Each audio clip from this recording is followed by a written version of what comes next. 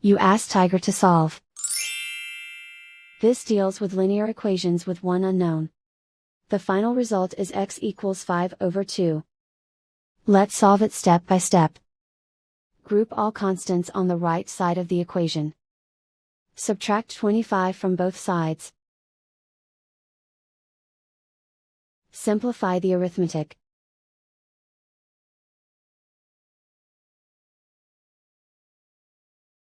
Isolate the x. Divide both sides by 10.